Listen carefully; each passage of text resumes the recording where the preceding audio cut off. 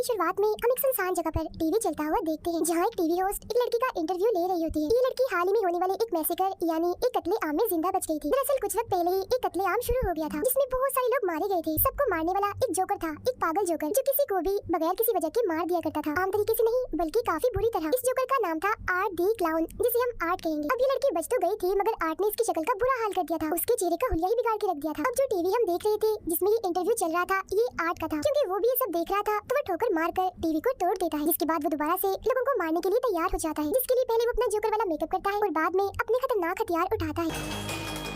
TV host interview के बाद अपने दोस्त से फोन पर बातें करने लगती है। वो बता रही थी कि जो लड़की आज आई थी वो बहुत ही बदसूरत थी। उसका ये कहना ही था, तभी उसे अपने पीछे हलचल होती हुई महसूस होती है। वो चेक करने जाती है लेकिन वहाँ पर कोई नहीं था। फिर तभी अचानक से वो इंटरव्यू वाली लड़की आती है और उस होस्ट की आंखों में उंगलियां घुसाकर उसकी आंखें फोड़ देती है। फिर वो उसके चेहरे का हुलिया बिगाड़ कर उसे जान से मार डालती है। उसने ऐसा इसीलिए किया था क्योंकि उस जोकर यानी आर्ट ने जब से उस पर हमला किया था तो वो बिल्कुल पागल हो गई थी। अब हम दो लड़कियों को देखते हैं जो एक दूसरे की काफी अच्छी दोस्त थी। इनमें एक लड़की का नाम तारा होता है। ये एक पार्टी से वापस लौट रही होती है और वो पार्टी थी हेलोवीन पार्टी। तो जाहिर है आज रात है हेलोवीन की रात। हेलोवीन दरअसल एक ऐसा त्योहार है जिसमें लोग अलग अलग तरह के कपड़े और मास्क लगा के फिरते हैं और आर्ट भी हेलोवीन पर ही निकलता है एक के बाद एक शिकार करने के लिए। जब ये दोनों बातें कर रही थी तो आर्ट भी इनके पास से गुजर रहा था, जिसकी नजर इन दोनों पर पड़ जाती है। उसे देख तारा की दोस्त उससे मजाक करने लगती है, मगर अगले ही पल वो गायब हो जाता है। वो अब एक पिज्जा की दुकान पर आती है जहाँ आर्ट भी इनके पीछे पीछे आ जाता है। अंदर आते ही वो तारा को घूरने लगता है। ये चीज तारा को काफी अजीब लगती है, मगर उसकी दोस्त तो जाकर आर्ट के साथ तस्वीरें बनाने लगती है। अब ये चीज भी उसे बिल्कुल पसंद नहीं आती। आर्ट एक मशीन से अंगूठी निकाल कर तारा को पहना देता है, जिससे तारा को तो बहुत गुस्सा आता है, लेकिन उसकी दोस्त को तो ये चीज भी काफी अच्छी लगती है। अब वो वॉशरूम में जाकर उल्टी सीधी हरकतें करने लगता है, जिससे तंग आकर दुकान का मालिक उसे यहाँ से निकाल देता है। कुछ देर बाद वो दोनों भी वहाँ से निकलकर अपने घर जाने लगे, मगर देखते हैं कि गाड़ी का टायर तो पंचर है। अब तारा फौरन अपनी बहन जिसका नाम विक्टोरिया था उसे कॉल करके यहाँ बुला लेती है मदद के लिए। वो अपनी दोस्त को कहती है कि मुझे वो जोकर ठीक नहीं लग रहा था और क्या पता टायर उसी ने पंचर किया हो, क्योंकि उसने हमारी गाड़ी देख ली थी। उधर आर्ट ने दुकान के मालिक को काफी बुरी तरह मारकर उसके चेहरे पर आग लगा दी होती है, जिसके बाद वो दूसरे वर्कर को भी पकड़कर उस पर भी हमला कर देता है। वो उसे भी मारकर उसके चेहरे की जल्दी निकाल देता है। उधर तारा को वॉशरूम जाना था, मगर यहाँ आसपास कोई वॉशरूम नहीं था। तब उसकी नजर सामने एक बिल्डिंग पर पड़ती है जहाँ से गार्ड बाहर आता है। तारा उसके पास जाकर यहाँ का वॉशरूम इस्तेमाल करने की इजाजत मांगती है, मगर वो इनकार कर देता है कि मैं यहाँ काम करता हूँ तो मेरी नौकरी खतरे में पड़ सकती है। इस पर तारा कहती है कि इतनी रात हो गई है, किसी को क्या पता चलेगा कि आपका वॉशरूम इस्तेमाल हुआ है। अब थोड़ा और कहने पर वो मान जाता है और उसे अंदर ले आता है। वो उसे वॉशरूम के बाद छोड़कर चला जाता है। गाड़ी में बैठी तारा की दोस्त को खबरों से पता चलता है कि पिज्जा शॉप के मालिक और एक वर्कर की मौत हो गई है और उन्हें मारने वाला एक जोकर जैसा दिखने वाला आदमी है, जिसने अपने हाथ में एक बैग भी पकड़ा हुआ था। अब ये जानकर वो समझ जाती है कि ये काम उसी जोकर आर्ट का है। तभी गाड़ी में तारा आकर बैठ जाती है और जब वो सबके बारे में उसे बताने के लिए तारा की तरफ देखती है तो पता चलता है कि तारा नहीं बल्कि आर्ट है। तारा जब गाड़ी की तरफ वापस आ रही थी तो उसे एक बच्चे की रोने की आवाज आती है। वो चेक करने जाती है मगर वहाँ कोई भी नहीं था। तभी अचानक से पीछे एक औरत आ जाती है, जिसे अचानक देखकर तारा घबरा जाती है। औरत ने हाथ में एक गुड़िया पकड़ी हुई थी जिसे वो अपनी बेटी कह रही थी। दरअसल इसका ज़हनी तवाज़ुन ठीक नहीं था, ये पागल थी। अब तारा उसी बातों में उलझाकर आगे बढ़ती है, जहाँ एक बार फिर उसका सामना होता है आर्ट दी क्लाउन से, जिसके हाथों पर खून लगा हुआ था और वो एकदम शांत खड़ा था। मगर फिर अगले ही पल वो तारा को डरा देता है तो वो यहाँ से भाग जाती है। भागते भागते वो गाड़ी के पीछे आकर छुप जाती है। आर्ट भी उसे ढूंढने के लिए यहाँ आता है, मगर जब वो नहीं मिलती तो वो चला जाता है। तारा को लगता है कि अब सब ठीक है तो वो यहाँ से निकलने लगती है, मगर तभी पीछे से आर्ट उस पर हमला कर देता है और अपने गुजार से उस पर कई बार वार करता है। फिर वो उसका गला घोटकर उसे मारने ही वाला था, मगर तभी तारा के हाथ एक नोकदार चीज लग जाती है, जिससे वो आर्ट पर हमला करके यहाँ से भाग जाती है। अब यहाँ का दरवाजा बंद था जिसे वो नहीं खोल पाती, इसलिए वो इधर ही छुप जाती है। तब आर्ट भी यहाँ आता है तो वो कोई चीज फेंककर उसका ध्यान भटकाती है और दूसरी तरफ भेज देती है। अब वो दोबारा से निकलने की कोशिश करती है तो देखती है कि आर्ट ने तो यहाँ का मेन दरवाजा भी बंद कर दिया है। वो सीढ़ियों के जरिए ऊपर आती है तो सामने एक जगह पर वो गार्ड को खड़ा हुआ पाती है। वो उसे काफी आवाजें लगाती है मगर वो नहीं सुनता क्योंकि उस वक्त वो गाने सुनने में मगन होता है। अब उसकी आवाज सुनकर आर्ट वहाँ आ जाता है और पीछे से उसे पकड़कर गले में इंजेक्शन लगाकर बेहोश कर देता है। अगले सीन में जब तारा को होश आती है तो वो खुद को एक कुर्सी पर बंधा हुआ पाती है। उसके मुंह पर भी टेप लगी हुई थी। उसके पास ही में आर्ट भी बैठा होता है और जब वो देखता है कि तारा को होश आ गई है तो वो उसे अपने हथियारों से डराने लगता है। फिर वो लाता है एक आरी और सामने का पर्दा हटाता है जहाँ उसने तारा की दोस्त को उल्टा लटकाया हुआ था, क्योंकि गाड़ी में जब वो उसके साथ आकर बैठा था तो उसने तभी उसे पकड़ लिया था। अब वो यहाँ बेरहमी की सारी हदें ही पार कर देता है। वो आरी से उसका पेट ही काट कर दो हिस्सों में बांट देता है। अपने दोस्त का इतना बुरा हाल देखकर तारा की तबीयत भी खराब होने लगती है, मगर फिर वो हिम्मत करती है और काफी कोशिश करने के बाद खुद को छुड़वा लेती है। वो उसी के हथियार से आर्ट पर हमला करके यहाँ से भाग जाती है। आर्ट भी उसके पीछे पीछे जाकर ढूंढने लगता है, मगर वो पीछे से आकर एक बार फिर उस पर हमला कर देती है। वो उसे काफी देर तक मारती रहती है।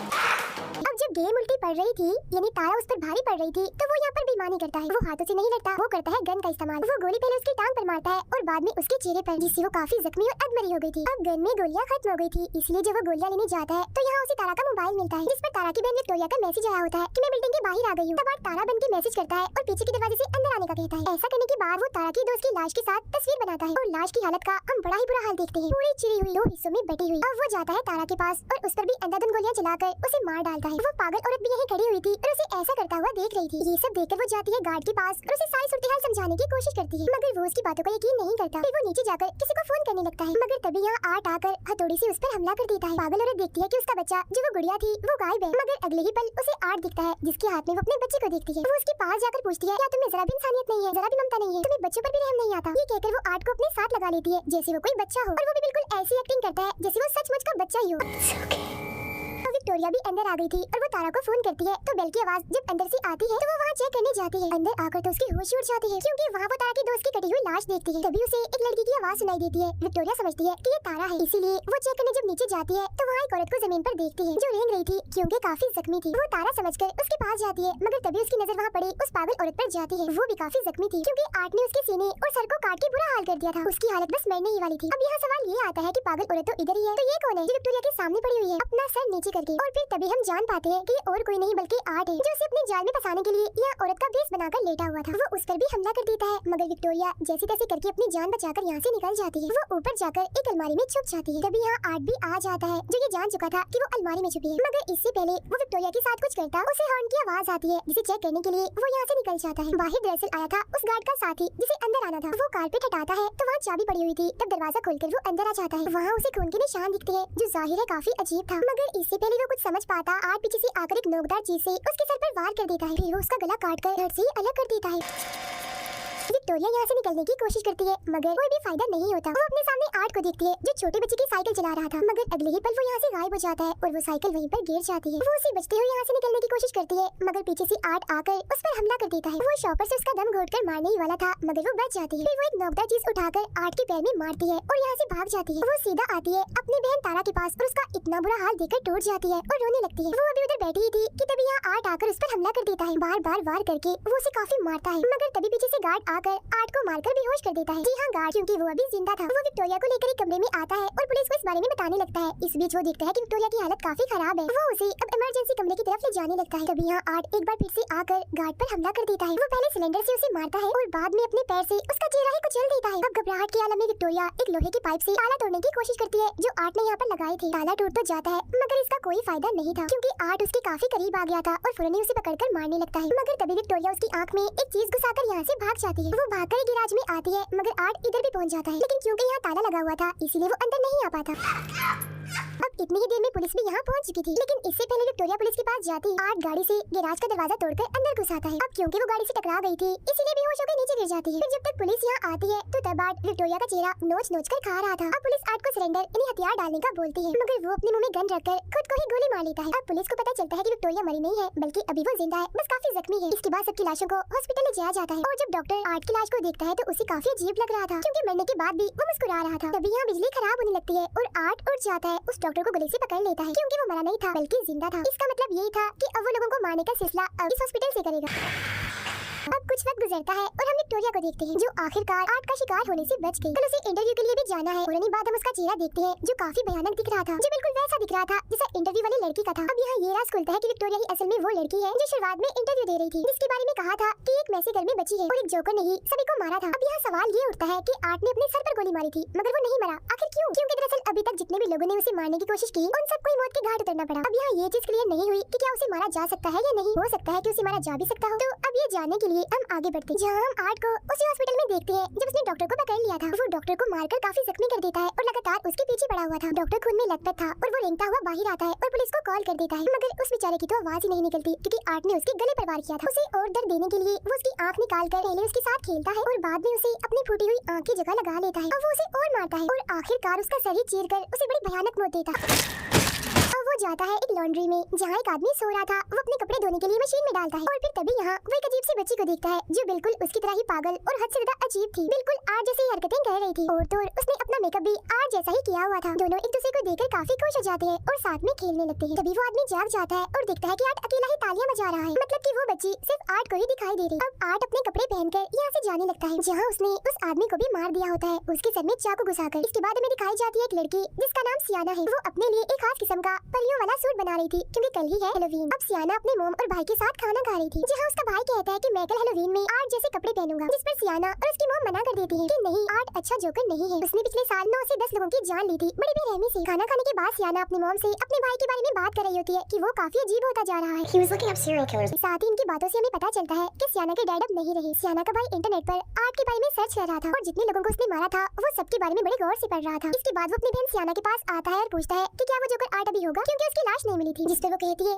आर्ट मर चुका है और अगर ना भी मरा हुआ तो कम से कम वो यहाँ नहीं आएगा। इसके बाद सियाना एक टीवी शो देखते देखते सो जाती है, जहाँ वो जैसे सपना देखती है तो फौरन ही वो टीवी शो में पहुँच जाती है। इधर वो भी किसी बच्चे की तरह ही बनी हुई थी और उसके साथ वाले सारे बच्चे काफी एंजॉय कर रहे थे। यहाँ एक बच्चा आर्ट क्रिस्पीज नाम की चीज खा रहा था, जो कोई खाने के लायक चीज नहीं थी, बल्कि उसमें डाले हुए थे टूटे कांच के टुकड़े, प्लेट्स और कीड़े मकोड़े। फौरन ही वहाँ पर आ जाता है आर्ट दी क्लाउन और सबको गिफ्ट देने लगता है, लेकिन वो सियाना को बड़ी ही गंदी चीज देता है, एक बर्तन जिसमें धड़कते हुए दिल के साथ कुछ सांप और गोश्त था, जिसे देखकर उसे काफी बुरा लगता है। फिर वो अपने बैग से बंदूक निकाल कर अंधाधुंध गोलियां चलाकर सभी बच्चों को मार देता है।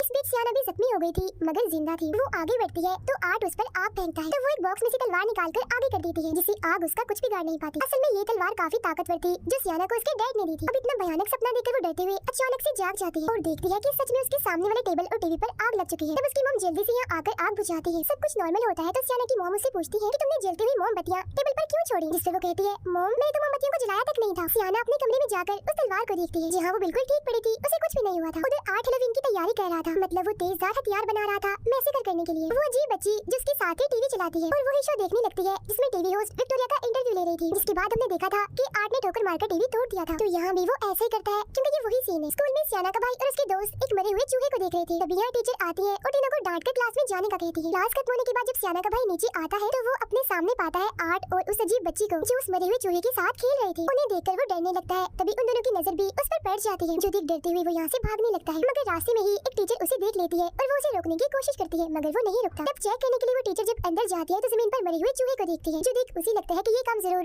सियाना के भाई का ही है। सियाना को हम अपने दोस्तों से बातें करते हुए देखते हैं, जहाँ वो आर्ट की बातें कर रही थी और ये भी कि उस भयानक दिखने वाली विक्टोरिया ने टीवी होस्ट की आंखें फोड़ दी। अब ये सारी बातें सुनकर सियाना को काफी अजीब सा महसूस होने लगता है और वो यहाँ से उठकर चली जाती है। उसकी दोस्तें भी उसके पास आकर पूछती है कि आखिर बात क्या है, तुम इतनी घबराई हुई क्यों हो, जो सुन सियाना उन्हें अपने सपने के बारे में बताती है, साथ ही वो काफी डरी हुई भी थी। Candles burning. अगले दिन वो अपने दोस्त के साथ हेलोवीन की शॉपिंग करने चली जाती है। उसके दोस्त को कॉल आ जाती है जो सुने वो बाहर चली गई थी। तब बदकिस्मती से वहाँ आ जाता है आर्ट दी क्लाउन। तब सियाना उससे बचते हुए ऊपर चली जाती है और कुछ खरीदने की एक्टिंग करने लगती है, लेकिन मुसीबत वो अपना बैग तो नीचे ही भूल गई थी जिसमें पैसे रखे थे। तब पलक झपकते ही आर्ट उसका बैग लेकर आता है तो वो पैसे देती है, लेकिन यहाँ आर्ट उसे परेशान करने का तंग करने का कोई मौका नहीं छोड़ता। मगर सियाना अभी भी इस सोच में है कि ये सच में आर्ट ही है या कोई उसके साथ मजाक कर रहा है। और इसके बाद वो यहाँ से चली जाती है। उसके जाते ही आर्ट दुकान बंद कर देता है, मतलब वो टैग जिस पर दुकान खुली लिखा था वो उसे पलटकर बंद की तरफ कर देता है। इसके बाद वो अपने लिए एक छोटा सा बाजा खरीदता है, मगर पैसे देने की बजाय वो अपने हथियार बाहर निकालने लगता है, जो देख दुकानदार को गुस्सा आ जाता है और वो आर्ट को बातें सुनाने लगता है। तब उसका मुंह बंद करने के लिए आर्ट पहले उसके सर पर बोतल से मारता है और बाद में उसकी आंख में एक मोटी चीज घुसा देता है। इस सबसे भी जब उसका दिल नहीं भरता तो पहले वो बड़े से चाकू से उसके सर पर वार करता है और बाद में उसके गले पर मारकर जिस्म से ही अलग कर देता है। सियाना जब घर आती है तो उसका भाई उसे आर्ट के बारे में बताता है कि आज मैंने उसे अपने स्कूल में देखा। वो सियाना को अपने डैड की एक किताब दिखाता है जिसमें उस बच्ची की खबर छिपी हुई थी कि 10 साल पहले ही उसकी मौत हो गई थी। उसमें आर्ट की ड्राइंग के अलावा उन सबकी भी थी जो उस मैसेकर में मारे गए थे, और इन सबके अलावा एक लड़की की भी ड्राइंग थी जिसने परियों जैसे कपड़े पहने हुए थे और हाथ में आर्ट का सर पकड़ा हुआ था। उसका भाई सियाना को कहता है कि यही वो लड़की है जो आर्ट को मारेगी और मुझे यकीन है कि ये और कोई नहीं बल्कि आप ही हो। मगर सियाना उसकी बातों को यकीन नहीं करती। सियाना की दोस्त जब अपने घर से बाहर आती है तो अपने घर के सामने एक वैन खड़ी हुई देखती है जिसमें वही अजीब बच्ची बैठी हुई थी। उसे अजीब लगता है, इसीलिए वो दोबारा से अंदर आ जाती है। कुछ देर बाद आर्ट दरवाजे पर दस्तक देता है और सियाना के दोस्त के बाहर आने पर उसे कहता है कि हेलोवीन की खुशी में मुझे कुछ खाने को दो। वो कहती है कि खाने की चीजें सिर्फ बच्चों के लिए होती है, बड़ों को कुछ नहीं मिलता। ये कहकर वो दरवाजा बंद कर देती है, मगर जब दोबारा आर्ट दरवाजे पर दस्तक देता है तो तंग आकर वो उसे खाने की चीजें दे देती है। अब तभी उसकी नजर आर्ट के बैग में जाती है जिसमें कुछ हथियार और औजार थे जिन पर खून लगा हुआ था। उधर सियाना भी हेलोवीन पार्टी के लिए तैयार होने लगती है। अब जब सियाना की दोस्त अकेली थी तो उसे नीचे से कुछ आवाजें सुनाई देती है। वो चेक करने जब नीचे आती है तो देखती है कि शीशे का दरवाजा टूटा हुआ है क्योंकि घर में आर्ट घुस आया था और वो यहाँ ऐसे घूम रहा था जैसे घर उसका ही हो। अब जब उसकी नजर सियाना की दोस्त पर पड़ती है तो वो उसके पीछे पड़ जाता है। वो बचने के लिए अपने कमरे में आती है, लेकिन आर्ट आखिरकार उसे पकड़ ही लेता है। पहले वो उसके चेहरे पर कट मारता है जिससे उसकी आंख भी कट जाती है, जिसके बाद वो उसके सर की जेल काट कर बालों वाले हिस्से को ही अलग कर देता है। अब बेरहमी उसकी हद से बढ़ जाती है क्योंकि वो चाकू से उसकी पीठ को काफी गहरा काट देता है। वो फिर उसकी बाजू ही उसके जिस्म से अलग कर देता है। अभी भी उसका दिल नहीं भरता तो वो अपने हाथों से उसके चेहरे की स्किन नोच कर अलग कर देता है। वो उसका बहुत बुरा हाल कर देता है, काफी खून बह रहा था उसका। कुछ वक्त के बाद जब उसकी मॉम घर आती है तो वो ऊपर आकर बड़ा ही भयानक नजारा देखती है कि पूरा कमरा खून से भरा पड़ा है और वो खून है उनकी बेटी का, जहाँ अब आर्ट उसके बचे हुए जिस्म की चीर फाड़ कर रहा था। उसका बहुत ही बुरा हाल था, मगर हैरत कि वो अभी भी जिंदा थी। इसके बाद वो उसकी मॉम को भी काफी बुरी तरह से मार देता है। फिर जब बच्चे हेलोवीन की चीज लेने आते हैं तो वो बच्चों को उस लड़की की मॉम के सर में कैंडिस रख कर देता है। बच्चे कुछ भी समझ नहीं पाते, उन्हें ये नकली सर लगता है और वो यहाँ से चले जाते हैं। उधर हेलोवीन पार्टी में सियाना को अपने दोस्त की फिक्र हो रही थी क्योंकि अभी तक वो पार्टी में नहीं आई थी, जबकि उसके बाकी दोस्त पार्टी में आ गए थे और वो डांस करने लगते हैं और काफी मजे कर रहे थे। सियाना के भाई को हम उसके कमरे में देखते हैं क्योंकि उसकी मॉम ने उसे पार्टी में जाने नहीं दिया था। आर्ट के बारे में बताने के लिए वो अपनी मॉम को अपने डैड की वही किताब दिखाता है जिसे उसकी मॉम फाड़ देती है। वो अपनी मॉम से बदतमीजी करता है तो वो उसे थप्पड़ लगा देती है तो वो गुस्सा होकर अपने घर से निकल जाता है। जब उसकी मॉम बाहर आती है तो देखती है कि उनके बेटे ने सब कुछ खराब कर दिया है, यहाँ तक कि गाड़ी भी गंदी कर दी थी और उस पर अपनी माँ के लिए गाली लिख दी थी, जो देख उसकी मॉम को काफी बुरा लगता है। सियाना के भाई को वो इवेंट दिखती है जिसमें वो उसी अजीब सी बच्ची को बैठा हुआ पाता है। ये देखकर तो उसकी हालत ही खराब हो जाती है और वो फौरन ही अपने घर की तरफ भाग जाता है। अब सियाना की मॉम गाड़ी साफ करने लगती है, इस बात से अनजान होकर कि इसमें आर्ट बैठा हुआ है, जिसका साफ मतलब था कि गाड़ी का ऐसा हाल और किसी ने नहीं बल्कि आर्ट ने किया है। फिर जैसे वो शीशा साफ करती है अंदर आर्ट को बैठा हुआ देख लेती है, मगर कुछ सोचने समझने का मौका दिए बगैर वो उनके सर पर गोली मारकर हेड से ही अलग कर देता है। जब सियाना का भाई घर आता है तो देखता है कि आर्ट ने उसकी मॉम की बड़ी बुरी हालत कर दी है, उनके चेहरे का हुलिया ही बिगाड़ दिया है। जिसके बाद आर्ट सियाना के भाई को भी पकड़कर बेहोश कर देता है और अपने साथ ले जाता है। पार्टी में डांस करते करते सियाना को वही अजीब बच्ची दिखती है जो उसे ही घूर रही थी, जो देख उसकी हालत खराब हो जाती है। वो काफी डर गई थी, इस वजह से सियाना के साथ साथ उसके दोस्तों को भी पार्टी छोड़कर यहाँ से जाना पड़ता है। सब नॉर्मल होने के बाद जब सियाना गाड़ी में बैठी थी तो उसके पास उसके भाई की कॉल आती है जो कहता है कि मैं एक पार्क में हूँ, मुझे तुम्हारी मदद चाहिए, तुम जल्दी से आ जाओ इधर। ये असल में और कोई नहीं बल्कि वही अजीब बच्ची थी क्योंकि सियाना का भाई तो बेहोश था और वो आर्ट के साथ ही थी। वो तो बस आवाज बदलकर सियाना से बात कर रही थी। कुछ वक्त के बाद वो लोग उस पार्क के पास पहुँच जाते हैं जहाँ सियाना अपने भाई को ढूंढने के लिए अंदर जाती है। तभी उसे अपने भाई का मैसेज आता है कि मैं टेलीफायर में फंस चुका हूँ, यानी एक भूत बंगले में। तब उसे ढूंढने के लिए सियाना अंदर जाती है। गाड़ी में सियाना का दोस्त किसी वजह से बाहर आता है, मगर तभी आर्ट उसे चाकू घुसाकर मार देता है। फिर वो उसके दोस्त को भी पकड़कर अपने साथ ले जाने लगता है,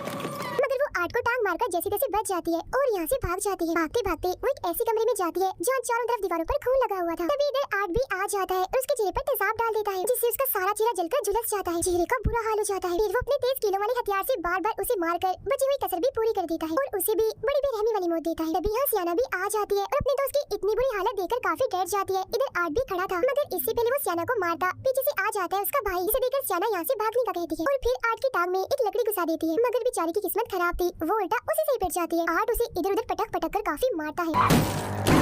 सियाना का भाई जब यहाँ से भाग रहा होता है तो तभी आर्ट उसे पकड़ लेता है और बुरी तरह उस पर वार करने लगता है। फौरन इधर सियाना आती है और कई बार आर्ट को मारकर उसे जख्मी कर देती है और अपने भाई को लेकर यहाँ से भाग जाती है, लेकिन आर्ट उनका पीछा करते करते यहाँ भी आ जाता है। वो एक बार फिर सियाना के भाई को कैंची वाली तलवार से पीटने लगता है। सियाना उसे बचाने की कोशिश तो करती है मगर खुद भी काफी पिट जाती है। उसके जिस्म के अलग अलग हिस्सों पर कट लग जाते हैं जिससे जाहिर है उसे काफी तकलीफ होती है, मगर किसी तरह दर्द बर्दाश्त करके वो आर्ट से उसका हथियार छीन लेती है, जहाँ अब बाजी पलट जाती है क्योंकि अब वो आर्ट को बुरी तरह मार रही थी। वो उसके सर में एक पाइप घुसाकर बुरा हाल कर देती है, लेकिन अगले ही पल वो उठता है और सियाना को पकड़ लेता है। वो उसे मारने ही वाला था, मगर सियाना का भाई उसकी गन निकालकर आर्ट को ही गोली मार देता है। तभी यहाँ वो बच्ची सियाना की मॉम के रूप में आती है और उसकी आंखें बंद करके ये दिखाती है कि तुम्हारी मॉम भी मारी गई है, जो देख सियाना की बची हुई हिम्मत भी खत्म होने लगती है। फिर वो देखती है कि उसका भाई यहाँ नहीं है। फिर वो अपने भाई को ढूंढती है तो पता चलता है कि आर्ट उसे एक अलग ही जगह पर ले आया। अब जैसे ही सियाना आर्ट के पास आती है तो वो उसे धक्का देकर नीचे बेसमेंट जैसी जगह पर गिरा देता है, लेकिन वो मरती नहीं बच जाती है। तभी उसे नीचे एक जगह से कोई आवाज लगाने लगता है। इतनी देर में आर्ट उसके बहुत ही पास आके खड़ा हो जाता है और उसी जादुई तलवार से जो उसके डैड ने उसे दी थी सियाना को मारकर नीचे गिरा देता है। अब की बार सियाना एक शो में आके गिरी थी, मगर वो एक शीशे के बॉक्स में बंद थी जिसमें पानी भरा हुआ था। वो यहाँ से निकलने की काफी कोशिश करती है मगर नहीं निकल पाती और मर जाती है। उधर आर्ट सियाना के भाई को खाने लगता है, मगर जैसे उसका भाई चिल्लाता है तो उस तलवार में एक जादुई रोशनी जलती है जिससे सियाना भी वापस से जिंदा हो जाती है। जिसके बाद वो गुस्से में भरी उस बॉक्स से बाहर आकर अपने डैड की तलवार से आर्ट पर हमला कर देती है और उसका सर ही धड़ से अलग कर देती है। और अब आखिरकार जाकर उस पागल जोकर आर्ट की मौत हो जाती है, जिससे वो दोनों भी खुश हो जाते हैं और सुकून की सांस लेते हैं। मगर तभी इधर वो अजीब सी बच्ची आती है और आर्ट का सर उठाकर ले जाती है। इसके बाद हम एक हॉस्पिटल का सीन देखते हैं जहाँ विक्टोरिया, जिसका चेहरा काफी भयानक था, वो एक जगह पर बैठी होती है। कुछ वक्त के बाद वो आर्ट के सर को पैदा करती है बच्चे की तरह और उसे चाटने लगती है। आवाजें सुनकर नर्स जब वहाँ आती है तो वो डर जाती है ये देखकर कि उसकी गोद में आर्ट का सर है। साथ ही विक्टोरिया इधर काफी डरावना हंसने लगती है जैसे अब आर्ट की आत्मा उसमें आ गई हो। इसी के साथ ही इस फिल्म के दोनों